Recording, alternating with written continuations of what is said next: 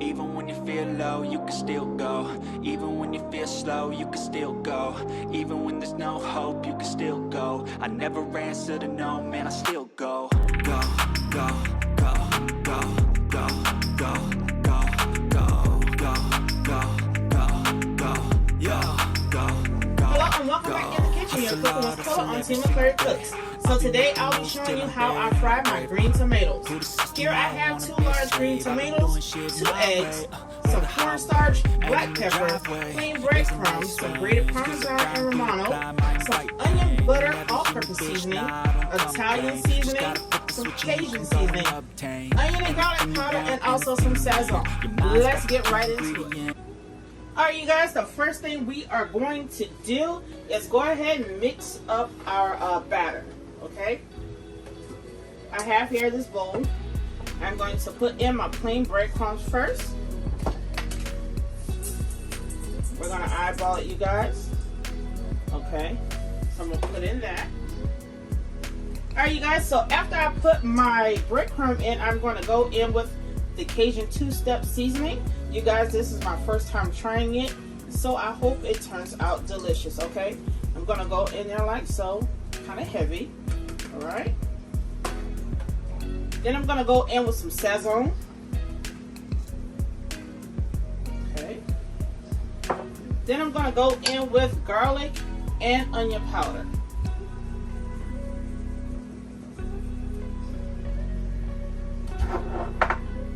Gonna go in with some onion and butter, all-purpose seasoning. Let's get some nice flavors going on these green tomatoes. You guys, I can't wait until you try them. All right, I'm gonna go in with some Italian seasoning like so. Let's get it in there like that. All right. Then we are gonna go in with some grated Parmesan and Romano cheeses, you guys. Let's go in there like so. You guys, we are also going to take a whisk and break it up just a little bit so it won't have a bunch of lumps in it, okay? Then we're going to go in with some cornstarch.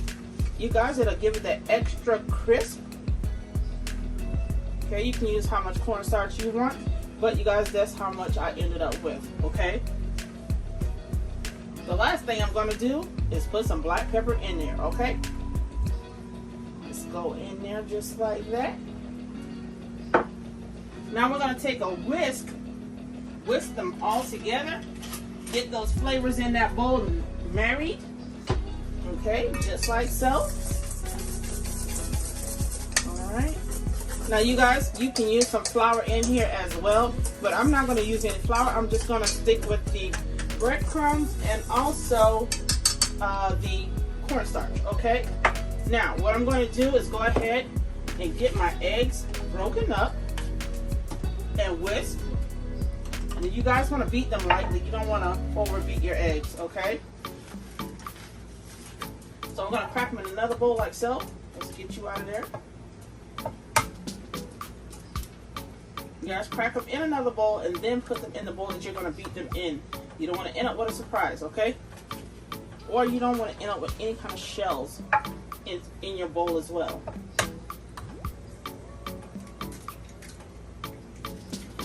Alright.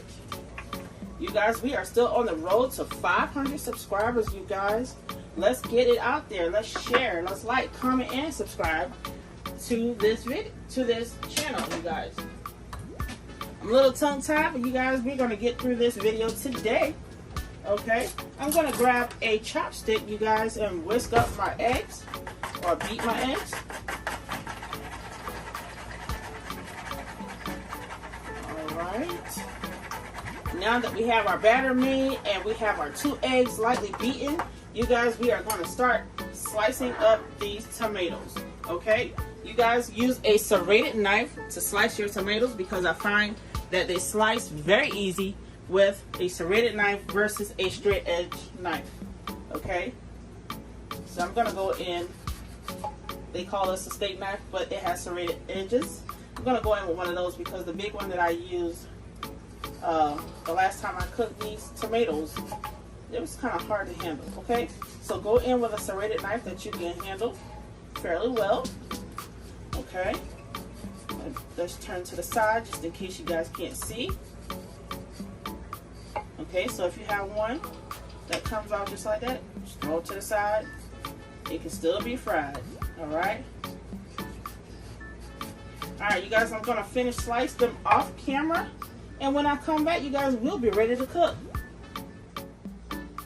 You guys, we have all of our green tomatoes sliced up. And you guys, I like mine fairly thick. This is what I have here. They're not cut even, but you guys, it's going to make it do what it do once I fry it, okay? I have some of them in different thickness. Look at that. Just in case you want a nice thick crunch, okay? We are going to start it off like so. We are going to go ahead, put it in this egg wash here. Then we're going to put it into the batter that we made. After we put it in that batter, you guys can dip it back into the egg wash if you want to. If you don't, you can go ahead and stick it into your grease. Okay, let's bring you guys back some so that you can see what we are doing. Alright, you guys, so now that I brought you back to where you can see the pot with the oil in it, you guys, after you batter it up, you're going to stick it in there just like so. Okay, I have my oil on already so that it could be nice and hot whenever I started dropping these babies in. Okay, if you run out of eggs, you guys, just crack another one. That's all you got to do, babe. Alright, but just know, if you're going to dip twice, go from egg to batter, then back into the egg, you're going to use most of your egg wash up, okay? So, I dip mine once, okay? After I dip mine once, I go in the batter, like so. You can shake your bowl up like I'm doing, or you can go in with your hands and batter it yourself, okay? Now, I do suggest anyone with nails like me to use gloves because you don't want all the stuff up under your nails, okay? Alright, let's go in like so. You guys, once I get this pan full in, I will cook the rest off camera and show you guys what it looks like once I take them out of the pan, okay?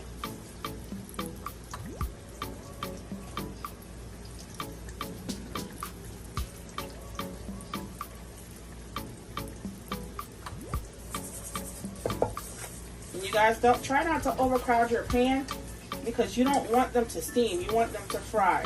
And once they get nice and crispy, you guys take them out and put them on your cooling rack so that they can cool off, and that crisp will be even crispier because they'll already drain all that grease off onto your wax sheet after it's done cooking. Alright, you guys, I have 4 slices in there, and when I get back, I'll show you how they look. You guys, I have begun taking them out of the pan. You guys, look at how it's looking so far. You guys, look at that. That looks amazing, okay? Look almost like a burger patty, doesn't it? All right, let's get the next batch in, you guys. And once they are done, we will plate them and show you how they look. You guys, we are going to come back in and flip them over like so.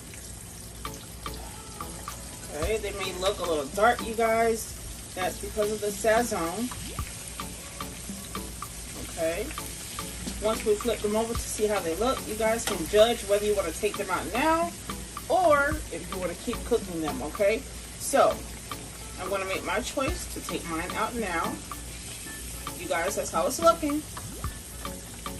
Look almost like a burger patty, as I stated earlier. Okay. I have a wired rack here that I'm going to let them cool on with a piece of parchment paper underneath. You guys, look at that. That looks so good. One of my good friends from work, he inspired me to go get some Chipotle mayo, and I'm going to make a BLT of mine, but I'm not going to do that on camera, okay? Because that'll be my first time tasting the Chipotle mayo. Alright? I don't want to give that expression online because I know how I can get. Okay? You guys, I'm so excited to taste these, you guys. And you guys, I've made these more than once. I just love them, okay? You guys, they just look so beautiful. Yes. Look at that. You guys, we have reached the end of this video. You guys, the only thing we have left to do is sprinkle this baby with some Parmesan as well as some parsley flakes, you guys. Let's put some more on there just like so. You guys, look at that. You guys, the only thing we have left to do is grab a fork, a knife, and some marinara sauce, and you guys get to work. Only thing you have to do now is hit the short man on the end of your hand, comment, and subscribe.